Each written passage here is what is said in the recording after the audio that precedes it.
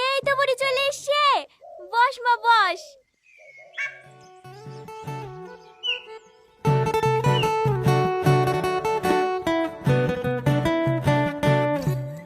এই তো দেখছি আমার আজকের বয়ফ্রেন্ডের থেকেও কালো। হ্যাঁ, তোমার বয়ফ্রেন্ড আছে? এই তুই কি বলছিস রে? তুমি জানো না আব্বা, ওর বয়ফ্রেন্ড আছে। ও বিভাগালি কত লোকে কত কথা বলবে, ওইসব কথা কান দিতে গেলে হবে বাপ? যাক, একটা বয়ফ্রেন্ডের কথা লাগিছি, 5-7টা বয়ফ্রেন্ড আছে সেই কথা তো জানতে পারিনি। কি 5-7টা? আপনার মেয়ে কি বয়ফ্রেন্ডের ফার্ম খুলিছে নাকি? এই চুপ করে বস তো, কি হয়েছে কি? এইসব কথা তোমাদেরকে কে বলিছে গো?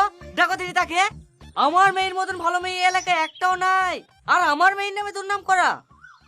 ছাড়ো ভাই ছাড়ো, ওসব কথা ছাড়ো। ঘটক মশাই, তুমি একটা শুভ দিন দেখো।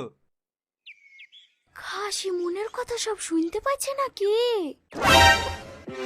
ওয়াও, সেদিকে ওষুধকে আচ্ছা কাছে তো তোমাকে ডালিম গাছে বউ, এটা তো ধরবরে তার ঠাকুর দাদার মৌ। ডালিম গাছে বউ না, মৌ। হ্যাঁ ঠিক বলিস। কি করে খাসি তো সত্যি সত্যি মনের কথা শুনতে পাচ্ছি। আমি আর একটা কথাও বলবো না। এই কোনো বড় জ্যোতিষী নাকি? সব কথা জেনে যাইছে। আমি যে 1 মাসে প্রেগনেন্ট, এটা জানে না তো। তুমি প্রেগনেন্ট?